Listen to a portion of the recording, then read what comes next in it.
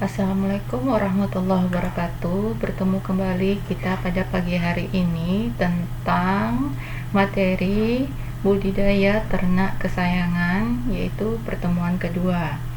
Sebelum kita mulai materi, Ibu harapkan seluruh ananda untuk berdoa menurut agama dan kepercayaannya masing-masing.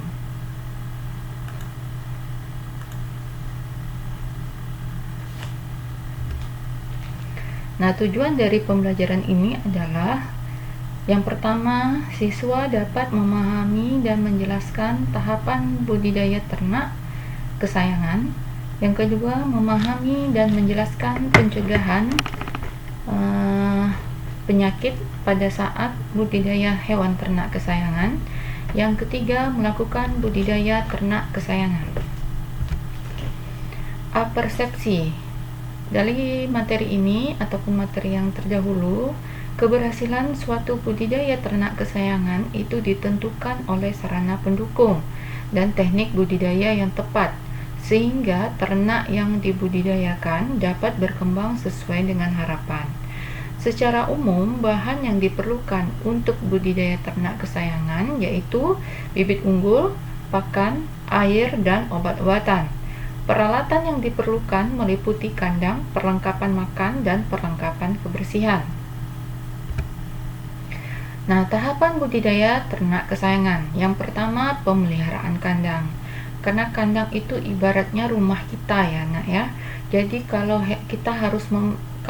kita ingin memelihara ternak kesayangan, maka rumahnya, kandangnya harus kita jaga ya, yaitu meliputi apa? Pemeliharaan kandang, kebersihannya, misalnya seminggu kita bersihkan 3 kali atau 2 hari sekali, kemudian mengisi tempat minumnya yang kosong, kemudian mencuci tempat makanannya, membersihkan kotoran-kotorannya, sehingga kandang dapat terawat dengan baik dan bisa terhindar dari penyakit.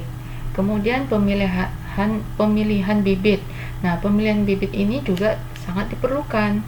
Kalau kita ingin mendapatkan hewan yang bagus, yang sehat, tentu harus kita memilih bibit yang unggul, agar nanti ketika dibudidayakan, hewannya dapat bertahan hidup dan dapat tumbuh dengan cepat sesuai dengan yang kita harapkan.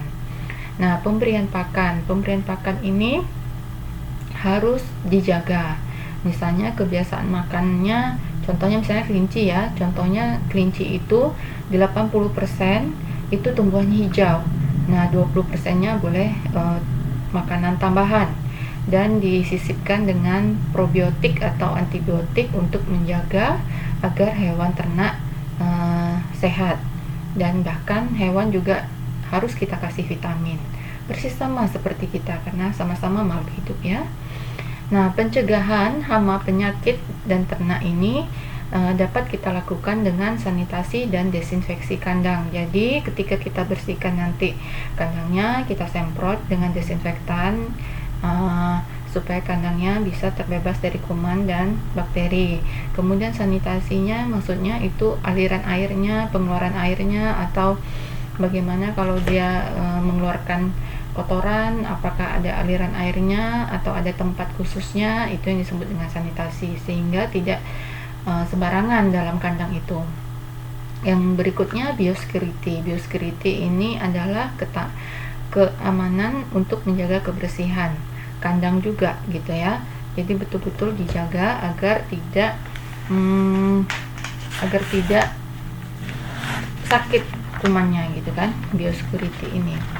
Nah, mungkin Anda jarang mendengarkan biosecurity ini apa. Biosecurity itu merupakan suatu usaha mencegah atau mengurangi peluang suatu penyakit yang bisa menyerang hewan ternak kesayangan ini. Kemudian isolasi ternak sakit. Nah, sekarang bukan hanya manusia saja kalau sakit itu harus diisolasi, tetapi juga hewan. Sehingga maksudnya di sini adalah jika dalam satu kandang itu ada yang terkontaminasi oleh penyakit atau sedang sakit, bahkan juga dalam keadaan demam, maka hewan yang sakit itu kita ambil, kemudian kita pisahkan dengan kawan-kawannya yang dalam kandang itu untuk diisolasi agar tidak menyebarkan penyakit kepada hewan lainnya. Nah, kemudian untuk juga menjaga supaya tahapan budidaya ternak kita ini bagus, kita juga harus memberikan vaksinasi kepada dia supaya terhindar dari bisa ada antibodi untuk mencegah penyakit yang datang padanya.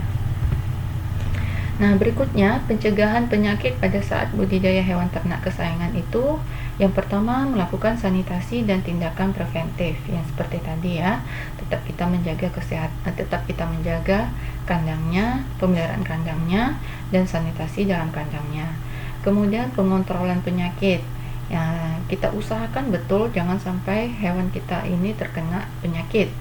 Kemudian perawatan ternak. Jadi hewan ternak itu kita harus secara visual juga bisa mengamati apakah dia dalam keadaan sehat, kuat, atau dalam keadaan sakit. Itu semua bisa terlihat.